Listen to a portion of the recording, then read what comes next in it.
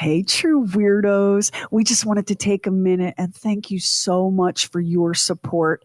True Weird Stuff has won Best History Podcast in the Women and Podcasting Awards, and we have also won a Signal Award in the Paranormal category, and that has only happened because of you, our fellow strange people. Stick around if you want after the episode for a little bonus content and conversation. It's 13.8 billion years ago, and here is an unimaginably small point, infinitely dense and hot. Woo! It just exploded. In the beginning, when God created the heavens and the earth, astronomers call the moment our universe was born the Big Bang. The earth was a formless void, and darkness covered the face of the deep. From that single searing point, and at speeds we can't even comprehend, the universe expanded. Then God said, "Let there be light," and there was light. Within just the first second after the universe began, the heat more than 10 billion degrees Fahrenheit, all the fundamental particles needed to build everything from the stars and planets to you, every single thing that exists, were filling the cosmos. And God saw that the light was good, and God separated the light from the darkness. Did that singularity give birth to one universe or many? A multitude of universes, coexisting side by side by side. Thus the heavens and the earth were finished, and all their multitude. And here you are, right at home in the universe you were born in, the only universe you will ever know. Maybe. And make out a small beam of light against the mirror.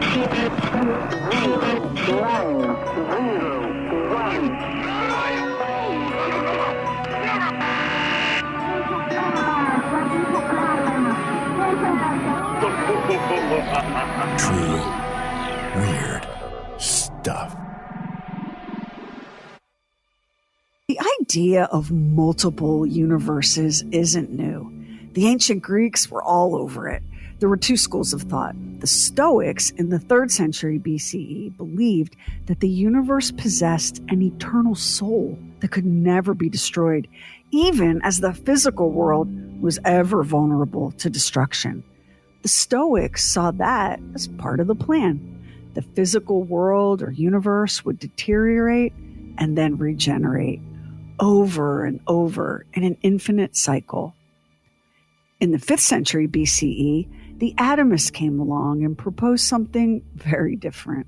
The atomists argued that our world, in all its profound beauty and wonder, was a kind of happy accident, just the lucky byproduct of uncountable atoms crashing into each other in an infinite, unknowable void. And if those colliding atoms created our universe, then there's every reason to expect that other parallel universes were created too. An infinite number of other parallel universes. Now, the Stoics liked their idea so much better since it left room for the divine, and also it seemed more poetic to think of the universe as being cyclical rather than as a chaotic cyclone of colliding atoms. One universe at a time, please. And the atomists were like, look, it is what it is. And then the Buddhists entered the chat right around 100 AD and said, what if both your theories are kind of correct? Here's what the early Buddhist philosophers proposed. The universe has neither beginning nor end. Everything from elements to energy depends on everything else, and worrying about how or when the universe began is a waste of time. Our job as humans is right here in the present, not in the mysteries of the past or the worries of the future. The world exists in an infinite cycle of creation and destruction. And this world, the one you inhabit, is one of many, many, many, many, many, many parallel worlds. Each of those with its own infinite cycle of creation and destruction. And just like that, the Buddhists gave the Stoics a cyclical universe and the atomists parallel universes. And everyone lived happily ever after. Kidding! We've been slaughtering each other over differences of belief and opinion since the jump.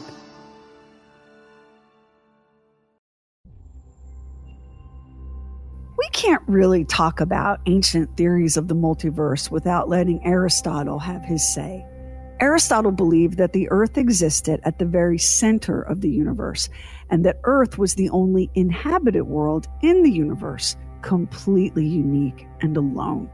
As Aristotle saw it, if the Earth was at the center, and there can only be one center, then other worlds were an impossibility, since the universe was clearly not unlimited. Aristotle was convinced that he was correct, and that went unchallenged for about 1800 years, till Copernicus came along and disputed the whole Earth is the center of the universe thing by arguing that Earth and other planets actually revolved around the sun. Then the telescope was invented in the year 1609, and Galileo pointed out that Jupiter not only had moons, but those moons orbited around Jupiter. So wait, does that mean that everything doesn't revolve around the Earth, and that a celestial body can actually orbit another celestial body, even as it's moving? Whoa, astounding. Most of us learned all of this by 4th grade, but back then it was a massive and controversial scientific discovery, one that challenged whole belief systems. The Catholic Church was not having any of Galileo's nonsense. Pope Paul V unleashed the Inquisition on Galileo. Nobody expects the Spanish Inquisition. No, guys, that's the wrong Inquisition. The Inquisition that came for Galileo found Galileo guilty of heresy. To suggest that the sun was the center of the universe? Diabolical. Contradictory of Holy Scripture. The Pope instructed one of his cardinals, Robert Bellarmine, to go have a talk with Galileo. Get the man to drop this heretical position at once, abandon Copernicus, and tell him if he doesn't, he'll be sorry. The exact words were, abstain completely from teaching or defending this doctrine and opinion, or from discussing it. Abandon completely the opinion that the sun stands at the center of the world and the earth moves. Do not hold, teach, or defend it in any way whatever, either orally or in writing. Galileo reluctantly agreed to behave as ordered, and his books on the subject were banned. But Galileo wouldn't let it go. In a masterstroke of petty genius, he wrote another book on the subject. This one presented more as fiction than nonfiction. It was called Dialogue Concerning the Two Chief World Systems, and it was a series of conversations between a brilliant Copernican scientist, a scholar who was impartial but very mischievous, and a dull-witted follower of Aristotle. That guy argued for Earth being at the center of the universe, and the other two mocked him and made him look like a complete fool. And that character, Simplico, was even named for the Italian word for simpleton.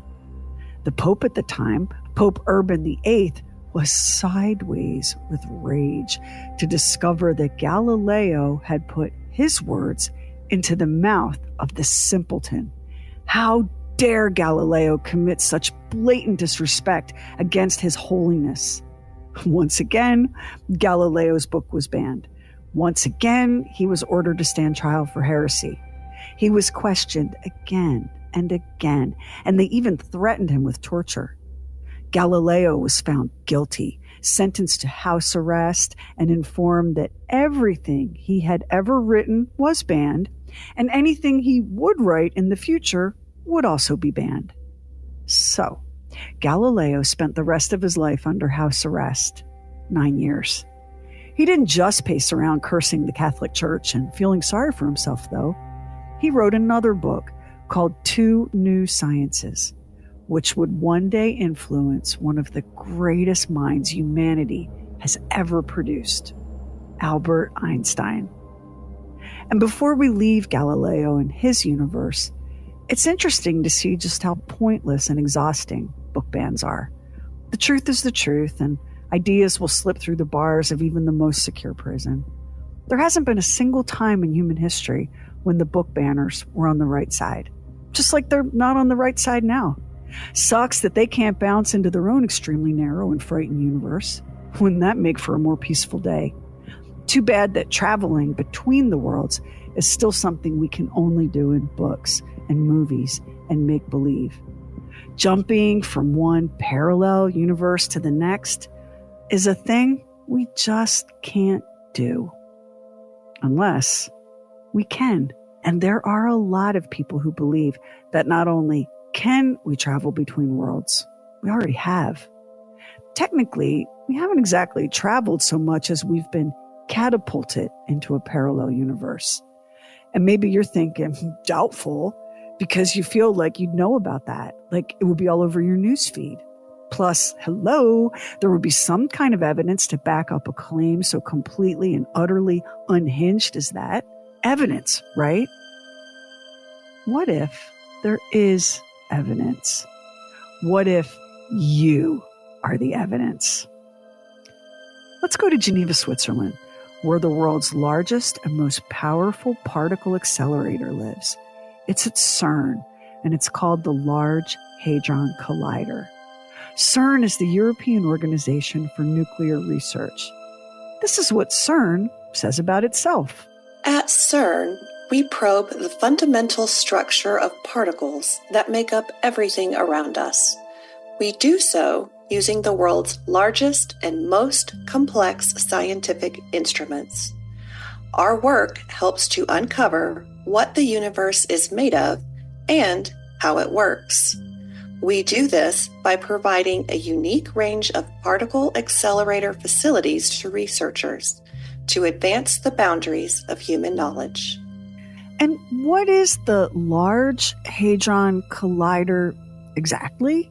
The Large Hadron Collider is the world's largest and most powerful particle accelerator. It first started up on 10 September 2008. Inside the accelerator, two high-energy particle beams travel at close to the speed of light before they are made to collide.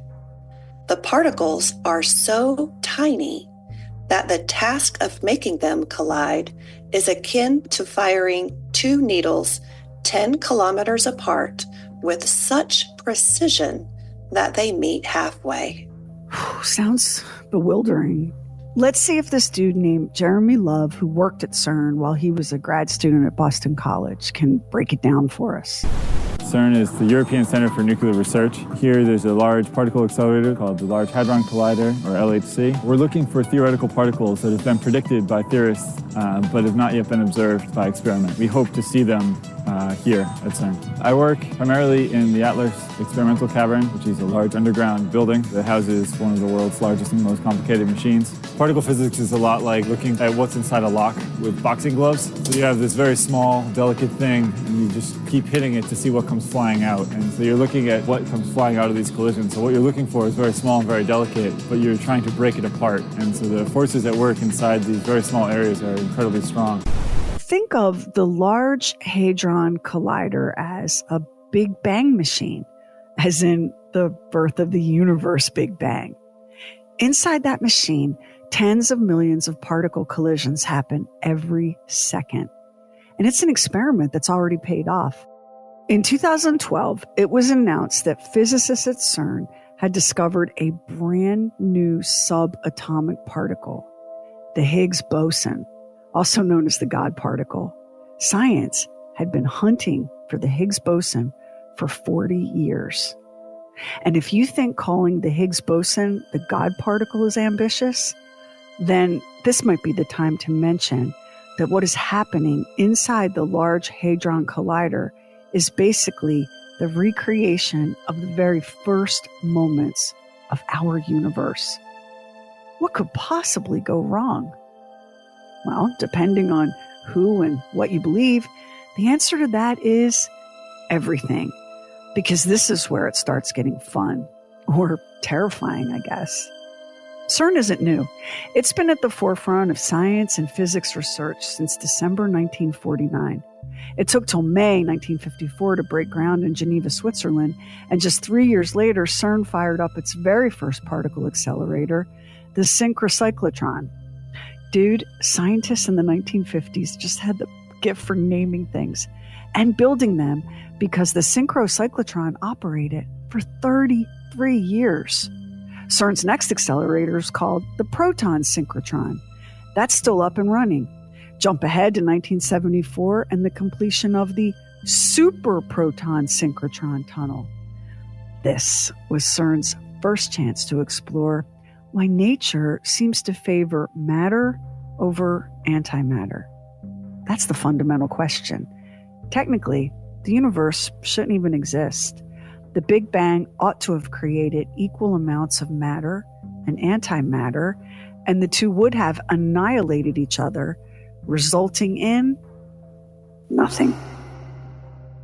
No universe, no stars, no planets, no soil, no water, no you or me. What the experiments at CERN found is that all matter particles have an antimatter partner. Here's the theory. In the very hot and dense state right after the Big Bang, there must have been some process, some variable that gave preference to matter over antimatter. Does the answer to that lie in the relationship or behavior of those particles? Now, jump ahead to the late 1980s. CERN completed excavation for the Large Electron-Positron Collider in 1988, and the very first particle beam experiment there happened in July 1989. Enter our first conspiracy theory. A TikTok user with the handle Arsenio the Truth does an amazing job of laying it all out. In the year 1988, a strange phenomenon swept across the globe, one that went unnoticed by the public but caused ripples through the fabric of reality. It was the year humanity faced an unrecorded extinction, and everything we know today is built on the echoes of that lost world. A small group of internet theorists, known as the Anomaly Truthers, believed that in 1988, a catastrophic event erased humanity. This event was so devastating that it caused a reset in the timeline, a glitch that the universe itself scrambled to fix. They claim this is why so many people experience the Mandela Effect, because our collective consciousness is trying to reconcile the inconsistencies between pre- and post-1988 realities. The surge in 80s nostalgia isn't just cultural, it's a subconscious effort by those who lived through the anomaly to remember the lost world. This is why new generations, even those born decades later, feel an inexplicable connection to the 80s. They're resonating with the echoes of a past that's imprinted on the human psyche. What if our 80s nostalgia and moments of deja vu are more than whims of the mind, but whispers of a forgotten past? People inclined to believe this hypothesis offer up the following evidence.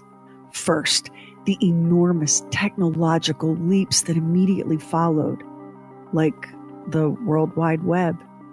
Did you know that all the web's basic concepts were born at CERN?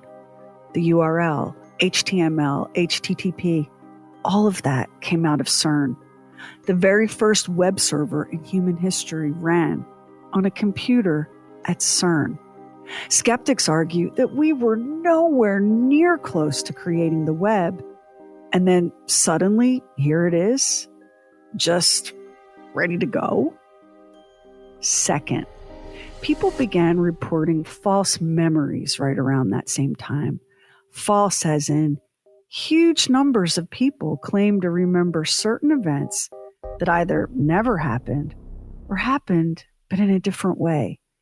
And we're talking big collective experiences, not personal stuff like whether your grandparents drove a Ford or a Chevy. These memories were crystal clear, and the people reporting them were so convinced that they were accurate that the whole phenomenon basically went viral.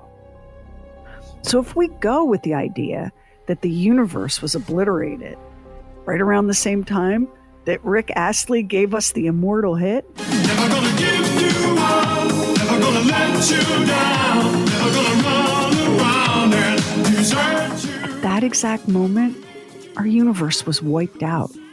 But instead of blinking into nothingness, we were somehow flung into a parallel timeline, close enough to our own that we didn't freak out, but different enough to trigger a strange uneasiness for many, a feeling of not rightness, of uncanniness.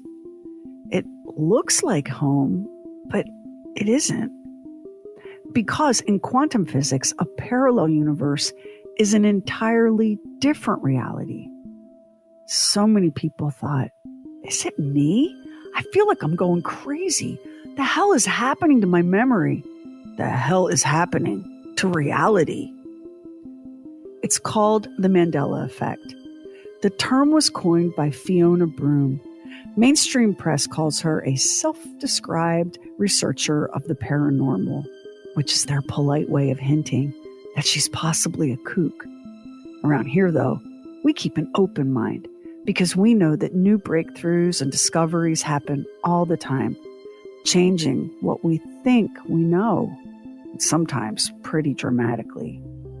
So, Fiona Broome was struck by the fact that she had this crystal clear, detailed memory of former South African President Nelson Mandela dying in prison in the 1980s. And when she brought the subject up with others, she was shocked to learn that lots of people had that same memory, which is exactly what you'd expect to happen, right? Of course people would remember that. The problem is, Nelson Mandela didn't die in prison in the 1980s. He died in December 2013 at age 95, surrounded by his family. Fiona's memory of Nelson Mandela was wrong, and so was everyone else's. Fiona Broome wrote about her memory of Mandela dying in prison in the 80s on her website, and the story took off. She was surprised to learn just how much company she had all around the world.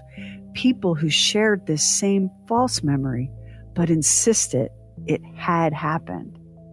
As the conversation went viral, it very quickly became obvious that people had other memories that didn't match reality. Like the board game Monopoly, the company that produces the game, Hasbro, insists that the Monopoly man has never worn a monocle. But that's not how so many people remember it. Two of the most famous and common examples of the Mandela Effect are the Fruit of the Loom underwear logo and the children's book series, the Berenstein Bears. For Fruit of the Loom, a surprising number of people, and I'm one of them, swear that the logo used to have a cornucopia. Now it's just a pile of fruit. But you remember it differently. You remember the cornucopia. Maybe that's because it was the only cornucopia you ever laid eyes on, since a lot of us grew up on canned green beans and Hamburger Helper in houses that were cornucopia-free zones. As for the Berenstein Bears, there are way too many of us who grew up with the Berenstein Bears. Only one vowel different, but different enough. I will straight up brawl over the Berenstein Bears. I loved those books to the point of wearing them out. Mama in her bonnet hat that looked like a shower cap. Cousin Fred. Little Miss Library card here did not get that wrong. Nope. And it's not just me or just you. It's people of all ages from all kinds of places. I recently had a very trippy Mandela Effect experience with 3 college students. We were sitting, talking, and one of them was building this little Pokemon action figure. So I picked up the box it came in and was studying it. And one of the girls asked, "What's so interesting?"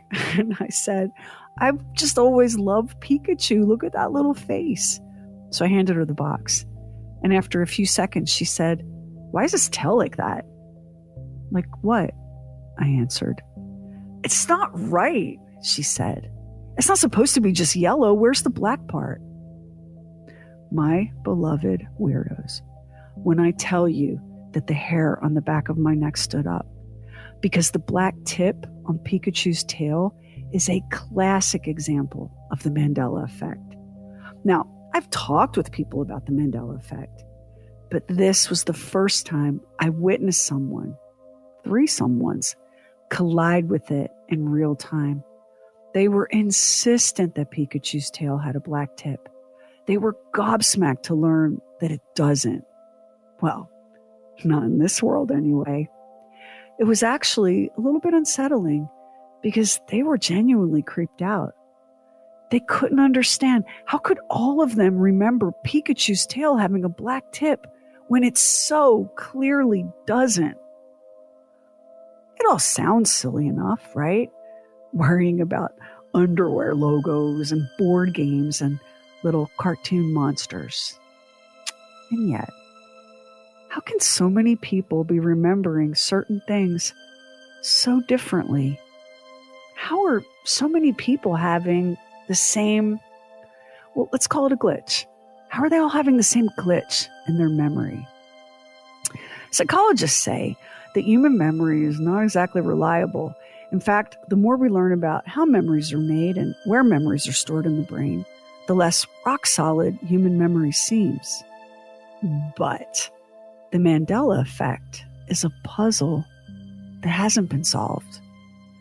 A psychology professor at the University of Chicago and a PhD candidate at Dartmouth College ran an experiment to prove, or not, that the Mandela Effect exists. In 2022, they said, it's a real and consistent memory error.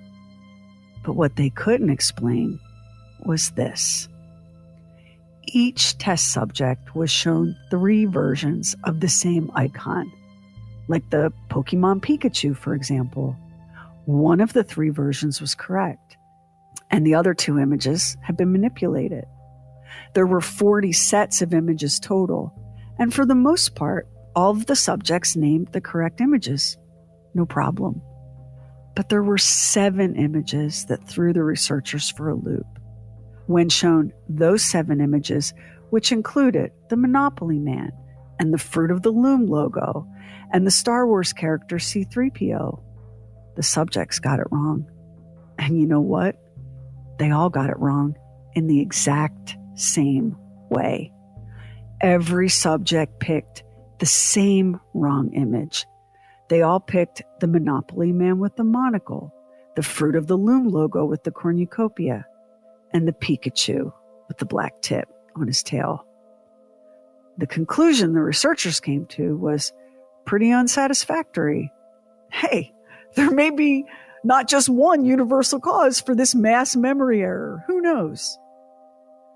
It's a pretty peculiar mass memory error, though, isn't it? Just weird. And here's the really crazy thing. Annihilating the universe and sending all of us into an alternate version isn't even the wildest conspiracy theory about CERN. Meet Dr. Astrid Stuckelberger. She's a real deal Swiss scientist and researcher who's worked with the World Health Organization. She's published many books, including one on her research into aging. In fact, she's considered one of the world's leading experts on issues related to aging. She is so legit, a serious scientist in every way, which makes her claims about CERN all the more shocking. If you thought being bounced into an alternate universe was a bit much, get ready. Dr. Stuckelberger has said that there is a secret radionuclear research program underway at CERN that has very deliberately been concealed from the public. She claims that beneath CERN's facilities, there's a portal to another reality or dimension, and mysterious beings are entering and exiting through this strange doorway. Some of the physicists working at CERN allegedly confided in her This is from an interview Dr. Stuckelberger did with Z Media. Actually, CERN is dealing with radionuclear research. But it is more than that, because there are lots of physicians. I know some. They're doing very strange experimentation. There are beings from portals coming in and out. It's physicists from the CERN who told me this. They've testified to beings coming in and out of portals. Yes. They have apparently in the bottom of the CERN this portal, this door where they are dealing with all the subatomic dimensions. They say there are 17 different dimensions of reality. That's what those physicists say. Some others say there are more dimensions, And now, when you look at what is going on in the CERN, there is a fight from some of the military agencies, Intel. They say that there is a fight on time. They're trying to change time. Not strange enough for you? How about this? Dr. Stuckelberger has claimed that these CERN physicists allegedly shared that there are at least 17 different realms or realities, which means that the scientists at CERN aren't just in the particle colliding business, they're in the multiple dimension business. What? The what? Stuckelberger went on to say that military agencies are involved and that it's all ultimately a fight over time, a fight to change time. Now, it does sound like the plot of a great sci-fi movie, the idea of some sort of hyper-advanced technology that allows us to travel into other dimensions. That isn't a new one. It's just not every day that a scientist at her level drops a bombshell like this. Not that what she's alleging isn't theoretically possible. The name for that is string theory. Our reality has 3 dimensions, plus a 4th dimension that we call time. Our reality, according to us, is made up of elementary particles. You know, the kinds of particles they're smashing up at CERN. String theory argues that no, our reality is not made up of elementary particles, but of vibrating strings. Stay with me. Do not go into the light. String theory says that there are 10 dimensions. Some are microscopic, and some are big enough to be perceived by us as real reality. Which means if string theory is the correct theory, then our universe is so much more than even Einstein imagined, even if we can only perceive our paltry 4 dimensions. And of course, string theory opens the portal to the possibility of extra-dimensional visitors. Our current physics has not been able to resolve the biggest puzzles about the universe. Like, why is gravity such a weak force? Why is the universe expanding so much faster than it should be? And how can gravity be weak? If it was, wouldn't we all be flying off the ground? Isn't gravity what holds us down? Yes, but on the cosmic scale, grab any one of the magnets on your fridge and you're holding in your hand something that creates an electromagnetic force greater than the gravitational pull exerted by planet Earth. For real. One theory is that gravity is kind of spread across the dimensions, which is why we don't feel the full force of it. And trippy as this sounds, CERN makes it sound even trippier. Some theorists suggest that a particle called the graviton is associated with gravity in the same way as the photon is associated with the electromagnetic force.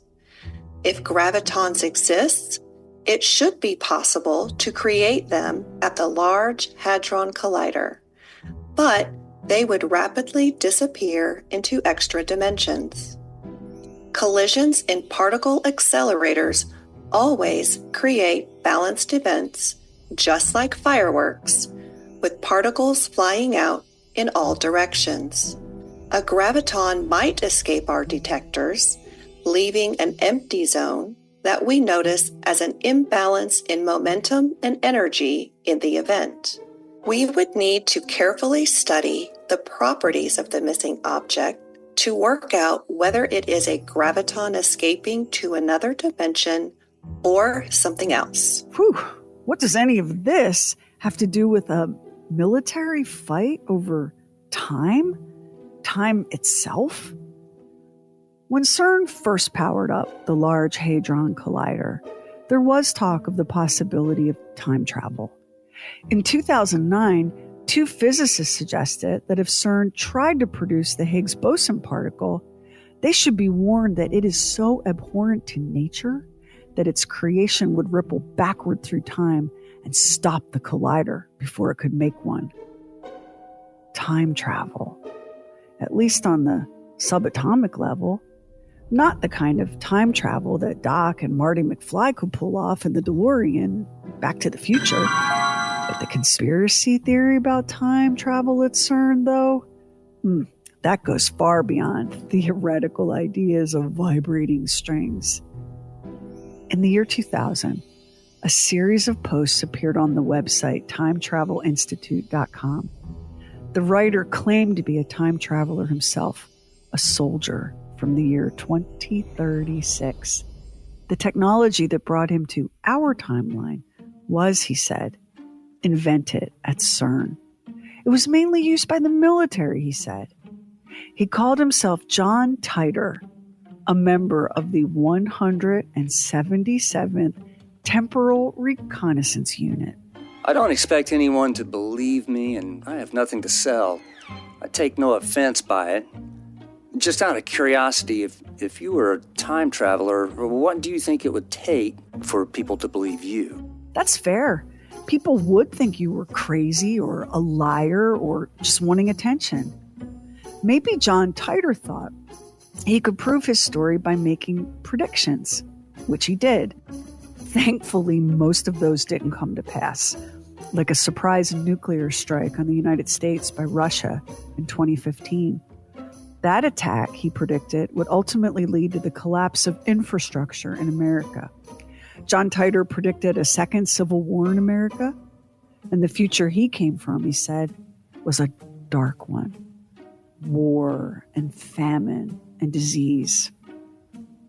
What reason or mission brought this time traveler, John Titor, back from 2036 to the year 2000? The first leg of my trip was from 2036 to 1975.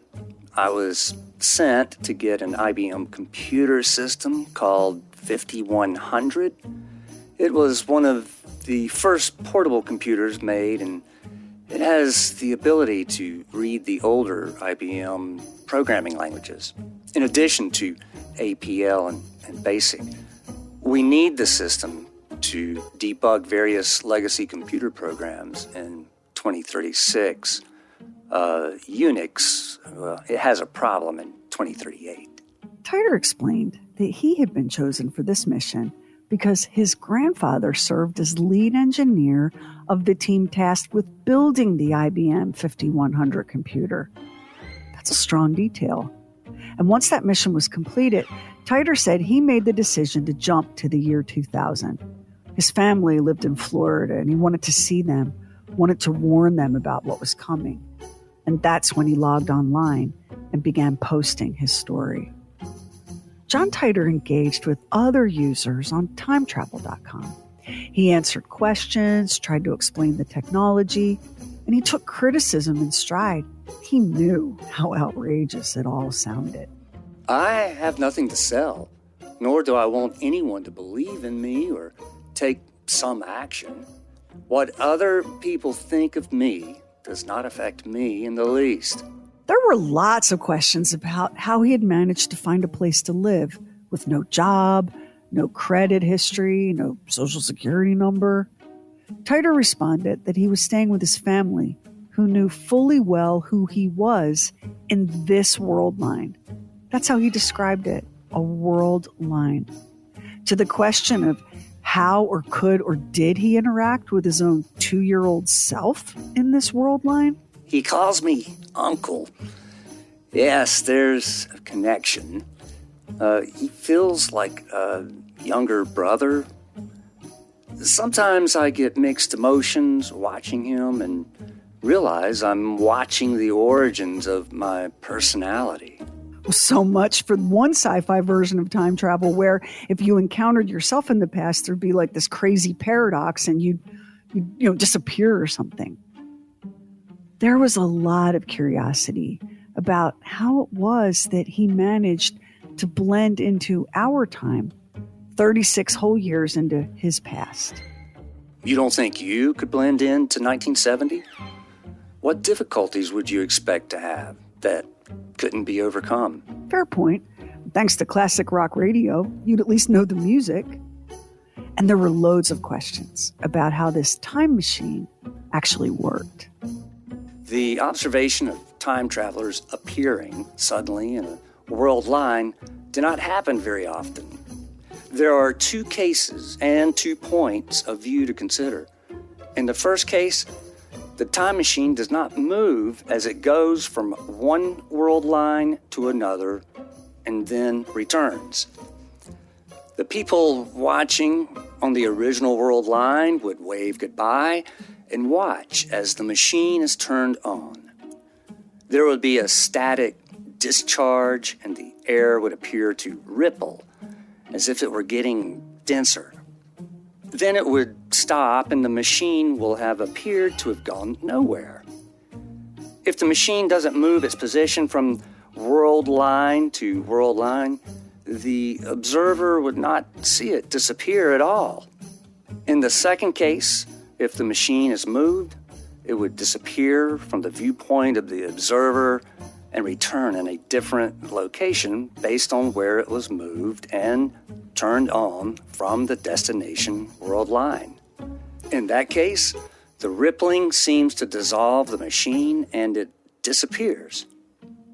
If that happens, while you are watching it leave and you expect it to return, you know it was moved or had a serious malfunction.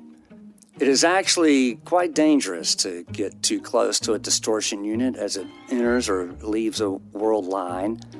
It vents radiation and has a very strong localized gravity field. Personally, I worry about that a great deal. The future John Titor claimed to hail from wasn't aware either that CERN had produced a time machine or that the 177th Temporal Reconnaissance Unit even existed. Would you be surprised to know that there are a great many people who don't believe in time travel in my world line?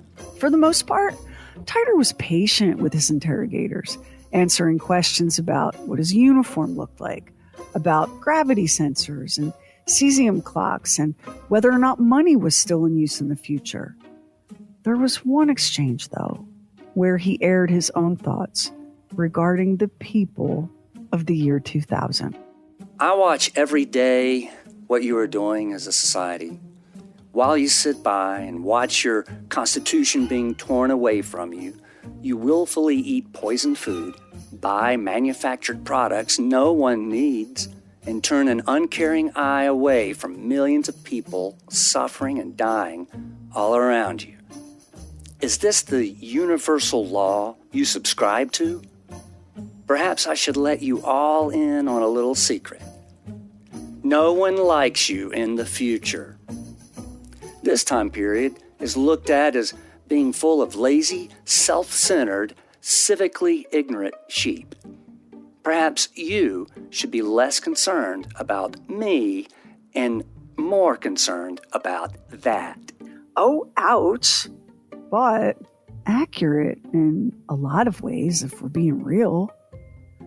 If you put it all together, subatomic particles zooming around a 17-mile-long underground tunnel at nearly the speed of light, smashing into each other, collisions that result in tiny black holes, one universe winking out of existence as another takes its place.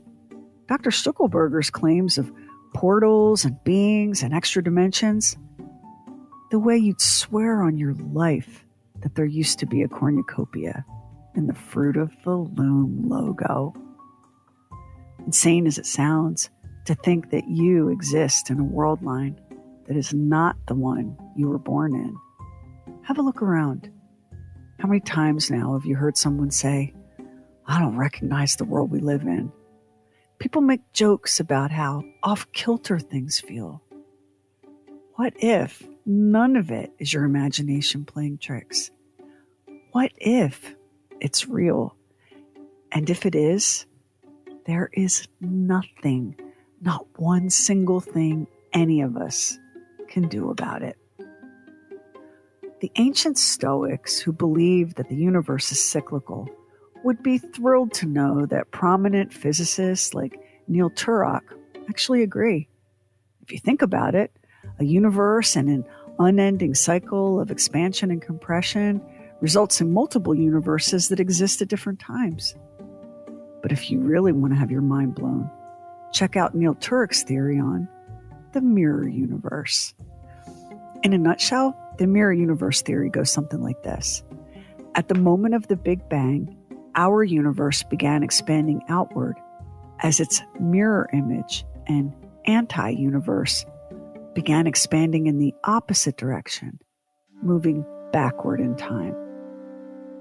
Which gets a person to wondering, if this universe has a mirror that's moving backward in time, that will be one way of resolving the core problem of time travel. In our universe, it's the future that's unknown. In the mirror universe, it's the past that's unknown. If a time traveler could move from one to the other somehow, then both future and past would be possible destinations. Plus, it also explains dark matter and dark energy, which makes up most of the universe. It's very confusing to those of us who don't happen to be quantum physicists, which I suspect is most of us, right? This world line is not mine, but it looks very similar. It may be compared to reading two books that are the same. Well, I can jump back and forth between them and still see the same story. Of course, that wipes out the idea of free will, right? If both the past and future exist as separate universes, then we're all just avatars in the biggest multiplayer game ever. Or free will exists, and every time we make a choice or decision, a new universe spins into existence, creating an infinite chaos of worlds with an infinite number of you, living out an infinite number of lives. Not that you'd ever know which universe you happen to occupy.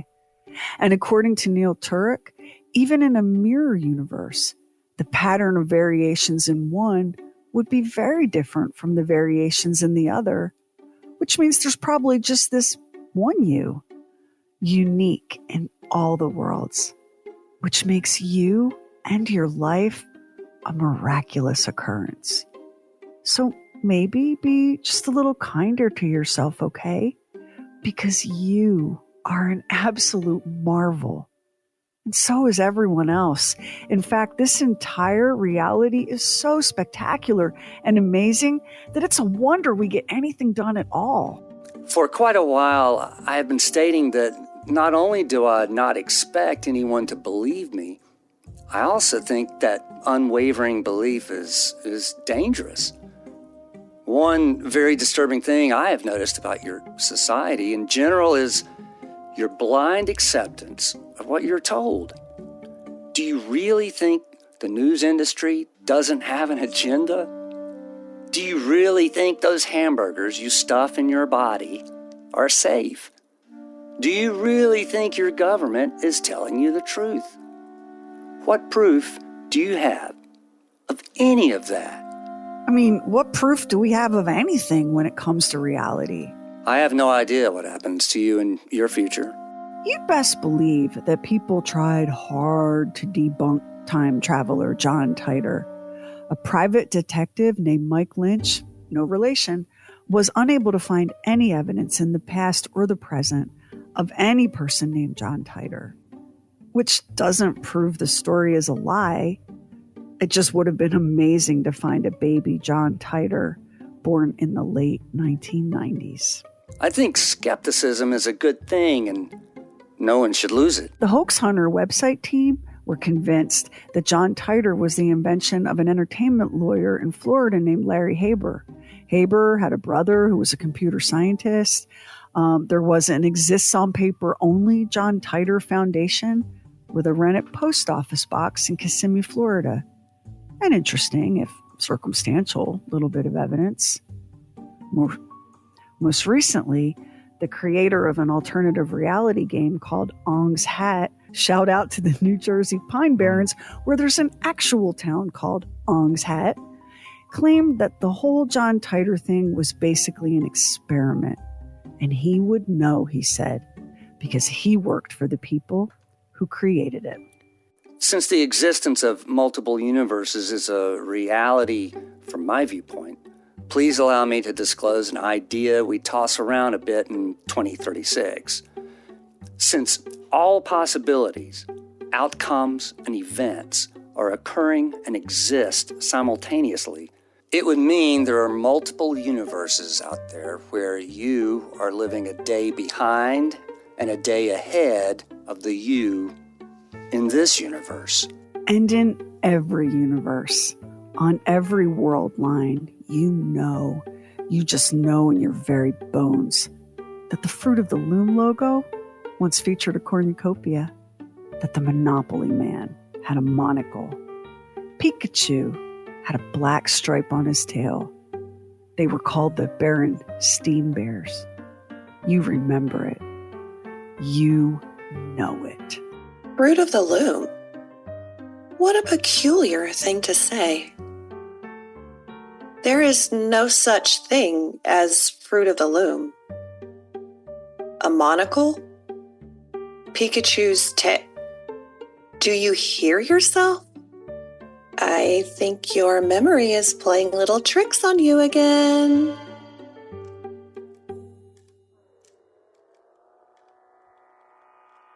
Next time on True Weird Stuff, he was a mobster's mobster, a gangster willing to lie, cheat, and kill for power.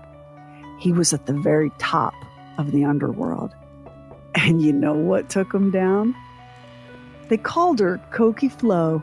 And does she ever have a story for you on the next True Weird Stuff? Special thanks to our voice talents on this episode, Don Morgan, Stacey Robertson, and making his debut on True Weird Stuff, Cool King Chris. I'm going to ask you a question before we start this. What is the C-3PO thing? One leg. Remember, what does C-3PO look like to you? Can you just think? Take I for a minute? I can think. Yeah, I can think what the robot looks like. Yeah. Okay. So, and what would you say? That how would you describe C-3PO? His legs. How would you describe his legs? Well, I mean, I can see them in my mind's eye. I can see that they're not solid. I don't think that they're solid. I believe that there's like little pulleys and stuff in them. And he's like made of some sort of white material. I thought he was gold. Material. I thought he was gold. Oh, did you? Yeah, did you? A lot of people remember that, but he's not, is he? He's silver colored? Yeah. That is the Star Wars C-3PO Mandela Effect. And there are people that are ready to take you down and throttle you if you suggest that C-3PO didn't used to be gold.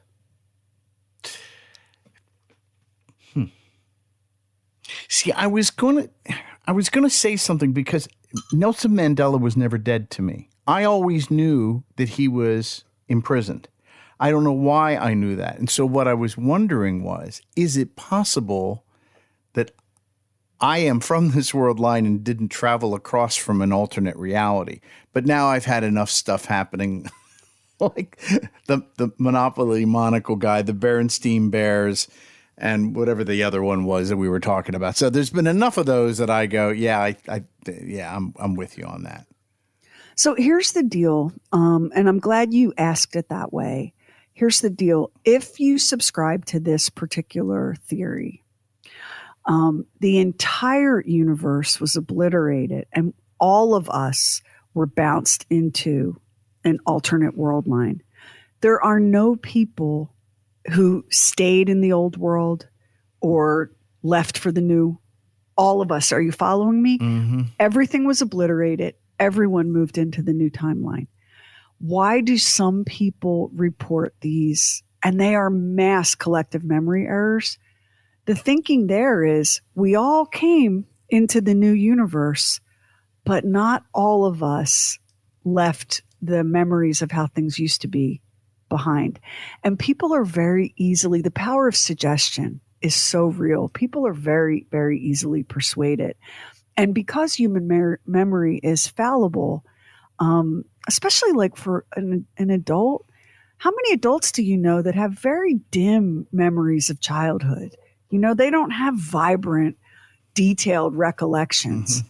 So you might, let's say you're person X, and you're like, oh, I thought it was the Berenstein Bears. I guess I misremembered it. It's the Berenstein Bears. It's so easy for the overwhelming weight of reality to get you to change your story. Does that make sense? Mm-hmm. So, and this is now, we're just strictly talking about this Mandela Effect multiverse hypothesis, right? In this, there are people who misremember all kinds of things. And there are lots and lots of Mandela Effect examples. I just pulled the most dominant ones that everybody is kind of familiar with, like underwear and Monopoly, right? A lot of us remember things differently from each other. Some of that is human memory. And some of it, if you're on board with this theory, is that the person sitting next to you who's arguing with you about cornucopias and Pikachu's tail, they are not as vulnerable to the power of suggestion. They are adamant that what they know is what they know. They're not as easily persuaded. Thoughts? Well, I mean, one of the explanations, of course, this episode dovetails very nicely with the last episode we had. And one of the things that I've thought about since we recorded that is that perhaps we all process bits of information in the same way, and then our mind fills in the gaps. Do you know what I mean? Like, yeah. They've done this before with pictures and writing and stuff, where they have lines and they get, well, what does that say, or what's that a picture of? And your mind has put it all together. Is it possible that we all are merely processing this the same way? We've been taught mostly the same ways in schools and that sort of thing, and that's just how that we universally remember things wrong in the same way.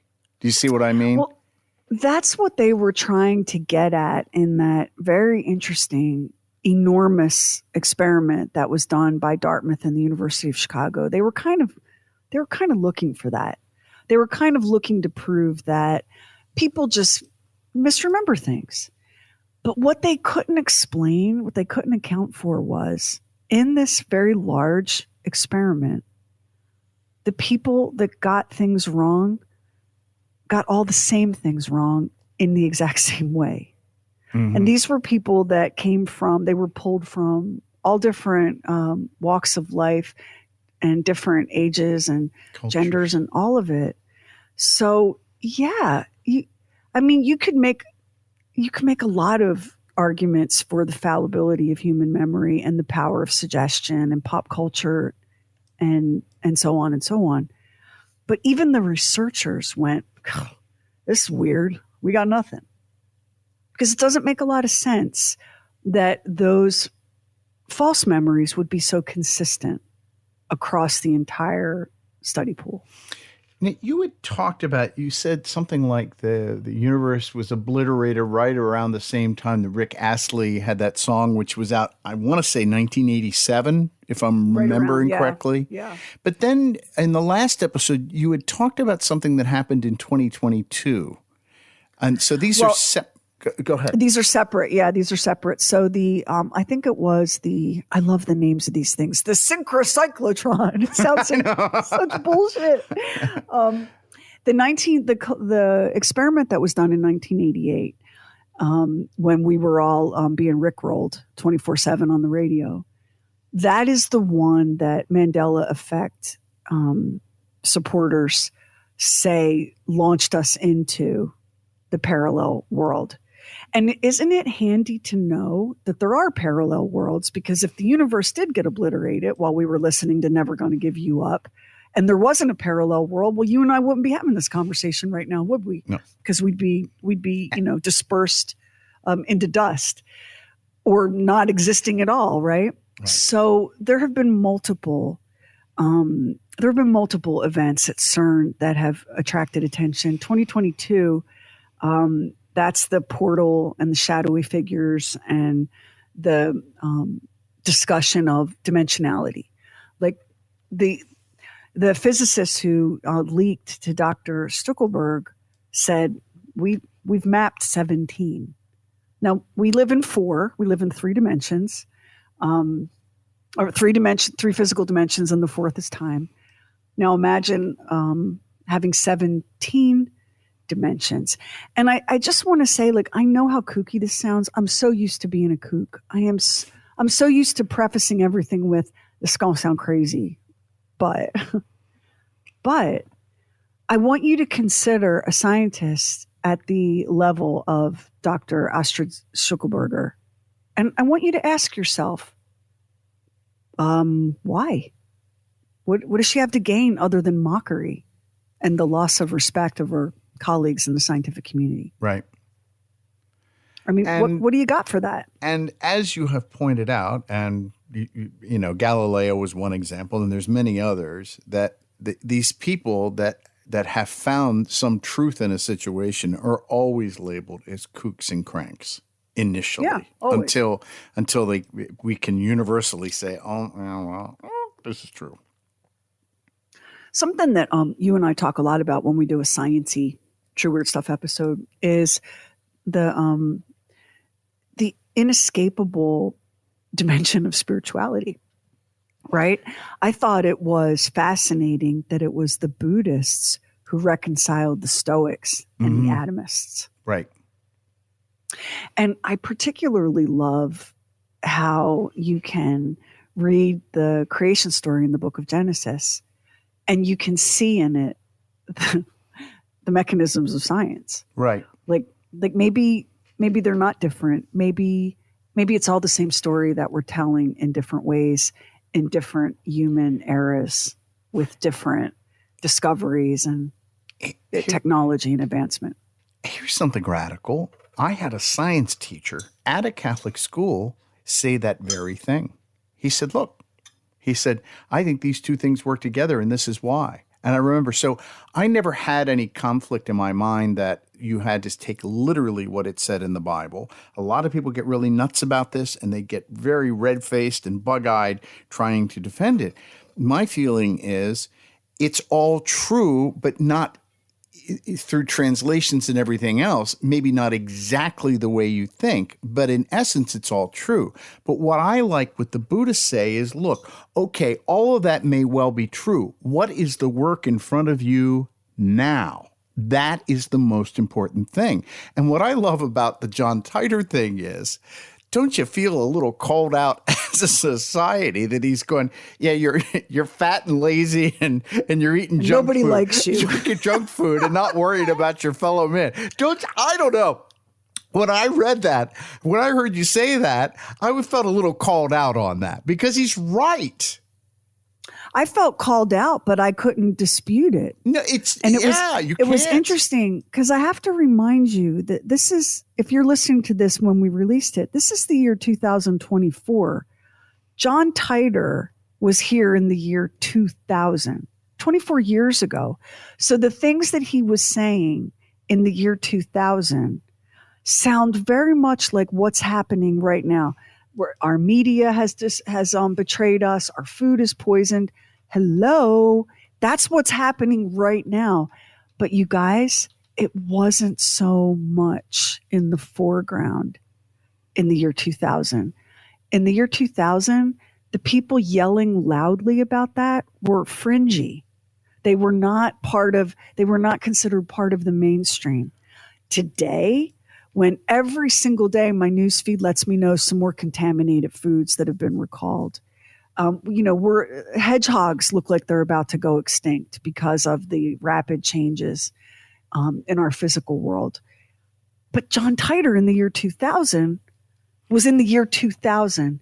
And I triple dog dare you to make the case that the year 2000 looked and felt the way the year 2024 looks and feels. Go ahead. They don't feel the They same. don't. He might have been a hoax, but there's something about what he's saying that has rung true. Yeah. And, I don't know, like time, I get that time is not linear, I even sort of dimly, like a monkey looking at a stick, grasp the mirror universe hypotheses where one goes forward, one goes backward, which does create the possibility, if you could break the membranes and do it, traveling back and forth in time. I don't know. But I do know that I live in a time of miracles that were inconceivable to me when I was a kid in terms of technology and advancement. Like, for example, and everybody takes it for granted now, FaceTiming, that was some Jetsons stuff. Like, that was unimaginable. Now, your dad, Max's dad, worked for AT&T, and you were, a teenager when your dad told you that was coming? Yes, he did. Yeah. So the possibility exists, just like the possibility of flying cars exists. It's turning that possibility into a reality. No, it's never going to happen. We're all going to be stuck in traffic jams on the interstate for the rest of our lives. I don't know.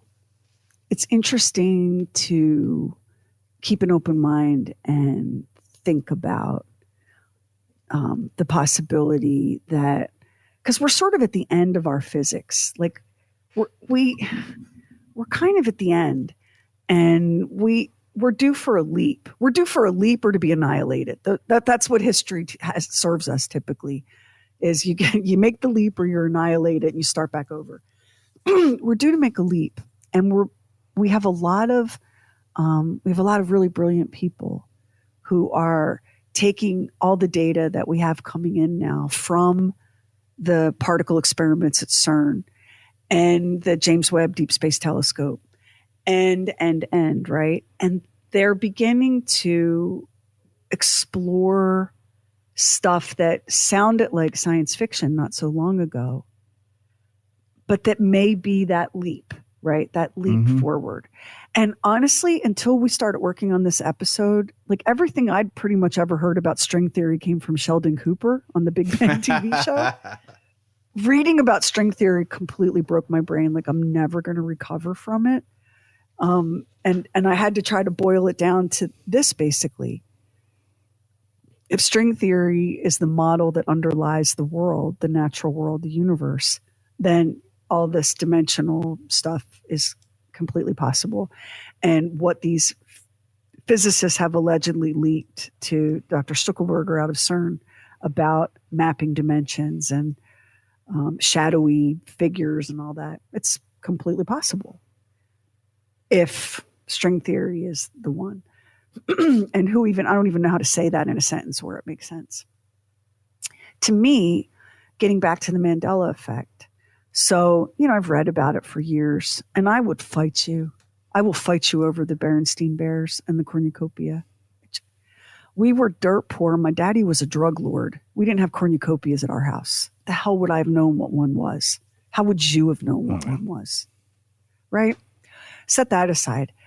I'd read about it. I've talked to other people that are kooky like me about it. But sitting on that bed in that dorm room and watching 3 people completely break down because their memories were lying to them was uncanny. I never dreamed. And in fact, when I was looking at the Pikachu box, the last thing on my mind was to say to the girls, hey, do you know about the Mandela Effect? I remember Pikachu having black on his tail, because I'm already my daughter's weird mom. Like, how much more do I want to push that envelope, right? So I'm just, we're just having a little visit. And I'm just, I just love, Pikachu's my favorite Pokemon. I just love his little face. And it was one of the girls who snatched the box out of my hand and was like, his tail is wrong. Max, when that happened, oh my God. Literally, like goosebumps. Because I'd never seen it happen in real time. I've only talked to people about it. Can you imagine how trippy that was? And they didn't know anything about the Mandela Effect. So I was like, Pikachu doesn't have black on his tail. I remember it too, but it's part of something called the Mandela Effect. And they were like, what's that? And so I gave them the nutshell explanation. And the three of them sat there looking at me without blinking. And one of them goes, wait, what? And I was like, guys, I just can't. I can't prove any of it to you. And one of the girls said, well, but this is wrong. She's shaking the box. This is wrong. This is wrong. Are you sure this is legitimate Pokemon? They're looking for trademarks on the box. They're looking for a way. This is what happens to people with the Mandela Effect. We don't like when our brains don't align with reality. It makes us feel like there's something wrong with us. And so we fight it. Watching these girls searching for the trademark to prove that this was legitimate Pokemon branded merchandise and not some, knockoff.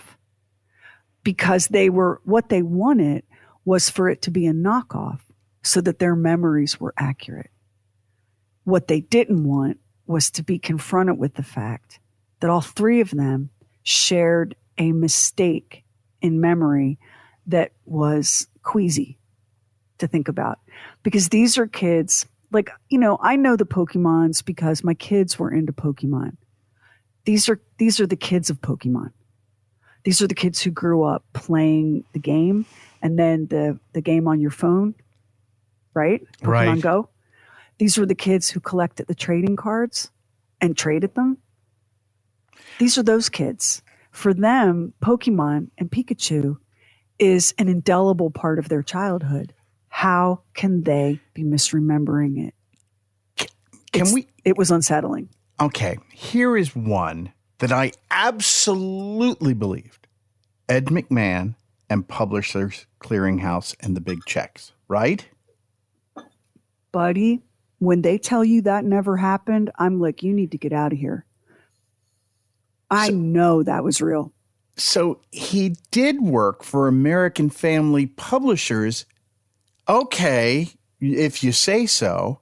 But I would have bet money that it was Publishers Clearing House. But isn't it fascinating that they say he did work for American Family Publishers, but there were never any big checks? Really? Really? Because we were broke and we were on welfare. And my grandmother used to joke that any day now, Ed McMahon was going to come with a big check.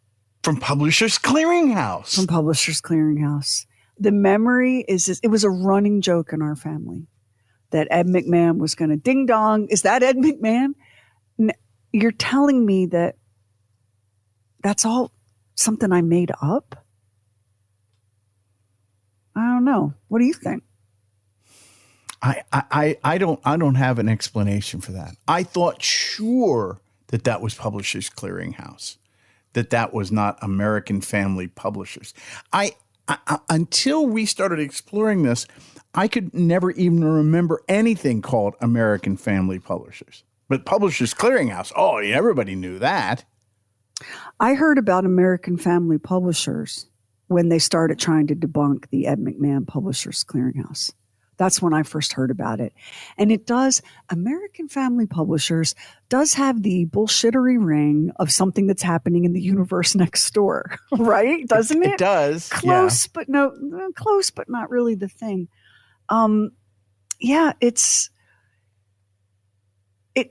Here's the thing.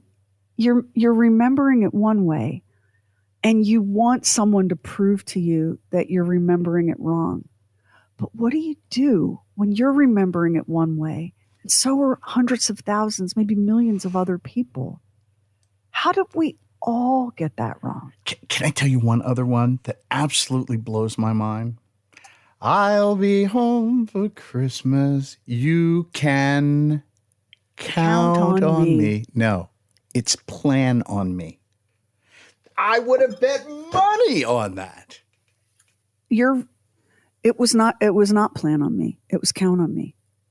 And you could go dig an old person up and get them to sing the song for you. And bitches, they are not going to sing plan on me. They're going to sing count on me, because that's how they remember it, because that's the reality as they experienced it. And I know how impossibly strange it is to entertain the thought experiment that any of this is true, that there are multiple parallel universes tangled up next to each other, unable to cross over. But then, of course, ours was annihilated. So we had no choice but to move next door. I know how insane that sounds. So just because I did know that Mandela hadn't died, I thought maybe that somehow I was a special case. But as it turns out, I'm not. No. And it's the thing about all of these people sharing this same collective false memory, the fact that science has looked at it and they got nothing. They got nothing. That gives me the willies. When I remember the first time I saw, so I grew up with the Berenstein Bears, and I had gotten a bunch of Berenstein Bear books handed down to me from an older cousin. And I just wore them out. I loved them, right? First time I heard the Bears pronounced the Berenstein Bears, so my kids were little. And I was like, wait, what? It's not the Berenstein Bears, it's the Berenstein Bears. But there it is on TV. I guess PBS or whatever channel had the cartoon. The Berenstein Bears. Like, what? And then I thought, maybe did my whole family just mispronounce it? But no. See, we got it. Max and I got a DM from one of our listeners. Let me shout out Julie. She was like, it's the Berenstein Bears. I'd bet my life on it. I was willing to accept that one because it was not a part of my life. That was something that I had some side information I had heard of. Do you know what I mean? There might have been a cartoon that I never watched, but you get a certain amount of information that comes across the transom of what is, what's popular with kids, that sort of thing. I didn't have kids, and it was after I had reached that stage of childhood.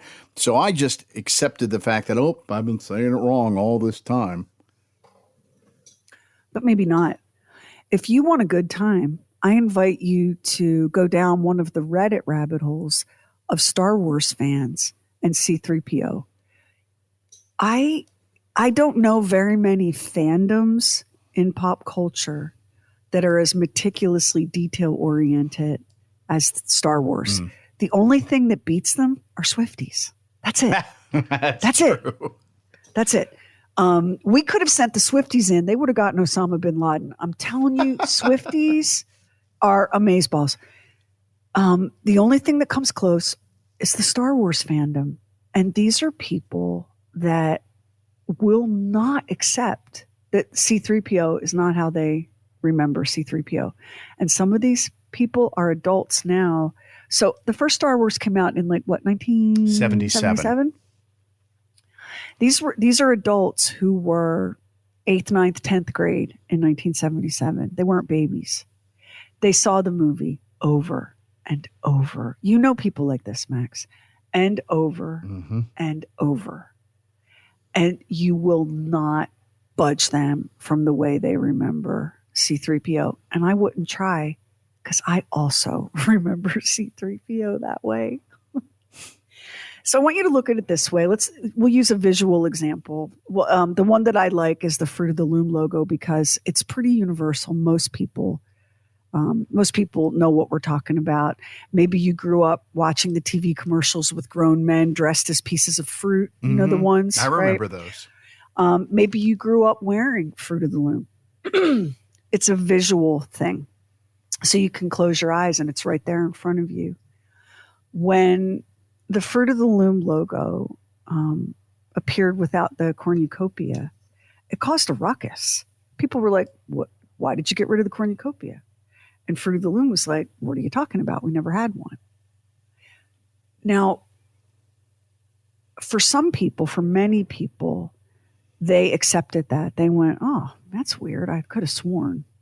Oh, well, I mean, it's right there in front of me. The company itself says this is the way it is, so I guess I'm wrong. And there were another cohort of people that were like, "Oh, no, you didn't. Oh, no, you didn't just gaslight me with the cornucopia." And those are the people that openly own their Mandela Effect memories. But you can see how you might be persuaded otherwise, can't you? Oh, absolutely. I mean, yes. Yeah. So, and I guess, let's end this way. What difference does it make? What difference does it make if you're in the world line you were born in or you got annihilated and bounced into another world line? You still have to get through the day. You still got to go to work or you have to eat, got to take a shower, got to take the dog out. Like, what changes? What changes? Nothing, really. It's what the Buddhists say. You need to do the work that's in front of you. In the present. I'll be home for Christmas. You can count on me. You can plan on me because it might only be in my dreams. Here's the thing, Max. When was I'll Be Home for Christmas written? It was World War II, right? So I think that was in Irving, Berlin. And I want to say, I would say that that's probably when it was. Count on me. Count on you, count on them was slang then, wasn't it? Isn't that interesting? Not plan on me. Nobody in your whole life, when you're in a conversation and someone says, "So Max, I really need you to help me with this yard sale." Dude, you can count on me. I'm there. Your whole life, people have used that expression, have they not? Yes. All right, let's go look at "You Can Plan on Me." I'll wait. Then you think it over and you let me know.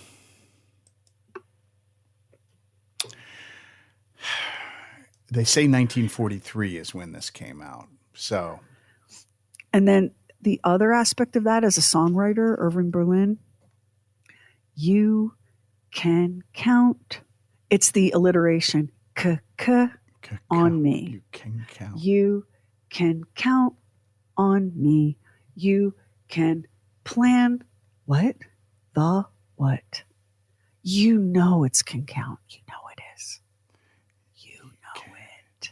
But what they're saying is that the early versions with Bing Crosby and Frank Sinatra and all those people from the 1940s was, they said, "You can plan on me." And the "you can count on me" only came for people's later versions of the song. When we are confronted, one of the magical things about being a human being is when we are confronted with the inexplicable, our brain goes into hyperdrive to make it make sense. We are really, really good at that. And if the only way to make it make sense is to say, "Well, I'm wrong, there's something wrong with me," then that's what we'll do. Because the alternative is, there's something wrong with the world, there's something wrong with reality. Who the hell's comfortable doing that?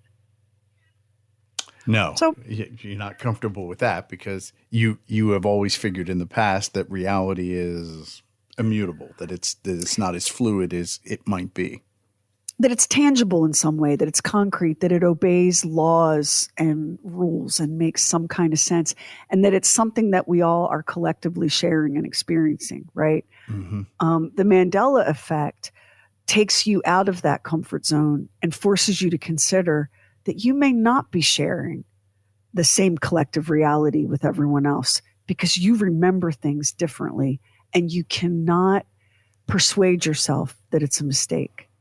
I mean, I've seen people get absolutely to the point of tears over the Berenstein Bears, because they cannot accept that enormous memory that they cherished in childhood is so freaking wrong.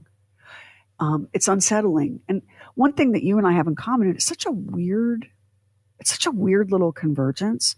So Max and I both went to Catholic school, different states, different kinds of Catholic schools.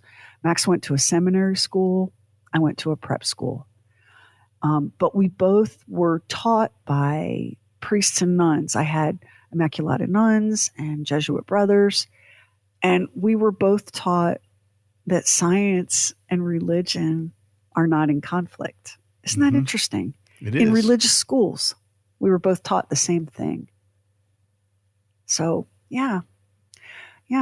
And when you look at what the Buddhists did, bringing all these different ideas of how reality works together and saying, just live in the present and don't be a dick. I mean, kind of works. Well, and that's true whether you think they're the Berenstein Bears or the Berenstein Bears. Whatever world line you're living in, to quote John Titor, here you are. But you're not crazy. Good to know. And you're not wrong. All right. Well, that wraps us up for this episode. We've been doing some really crazy sciencey physics reality stuff, and we're going to take a little departure from that in our next episode. A lot of people have heard the name Lucky Luciano, especially if you watched Boardwalk Empire on HBO. Did you ever watch that show, Max? I did not know. I didn't. I wasn't loyal to it because it came so soon after The Sopranos, and I was bitter and did not want a new boyfriend. You know what I mean? Like I was mad at HBO. So people who watch Boardwalk Empire have heard of Lucky Luciano. It's like he's a famous gangster. I'm very familiar with who he is. Yeah. You'll be shocked to know that what brought Lucky Luciano down was a smart, wisecracking prostitute with a drug problem. Her name was Florence, but they nicknamed her Cokie Flo. And what Cokie Flo did to Lucky Luciano really changed the face of organized crime in America. Sure, and you don't know her name. You don't know her name. Like nobody knows. Just as long as his name, you think it's Lucky, but his name is really Lukey Luciano. It's Lucky Lucchese. What are you talking about? Isn't it interesting that I am familiar with the story. Worker, I'm familiar with who she is because she was a character. She is all kinds of a good time. So, and brave and ballsy, and what a life this woman led. Before and after she brought down Lucky Luciano. And that, I promise, there's not a quantum particle in sight on next week's True Weird Stuff. Thank you for listening, and we'll see you next time. And if you listen to us on Apple Podcast, hit the plus button in the top right corner, and now it helps an independent podcast like ours to get discovered. And we really appreciate it if you subscribe, rate, and review True Weird Stuff. Hit our website, trueweirdstuff.com, for show notes and photos and videos when we have it, and bonus content. Everything True Weird is waiting for you at trueweirdstuff.com. And follow True Weird Stuff on Instagram and Twitter. True Weird Stuff is a Now Media production. Our executive producer is Anthony Garcia. The show is written and hosted by me, Sherry Lynch, along with my deeply weird director, Max Sweeten. Our equally odd producer is Carrie Bowser. Additional production by the mysterious Stephen Call. Our digital witch and social media cult leader is Heather Furr. Original graphics by Kevin Nash. Original artworks by Olivia Axland. True Weird original music composed and performed by Jack Griffin and Zane Nash. Copyright 2024 Now Media. All rights reserved. All wrongs remembered.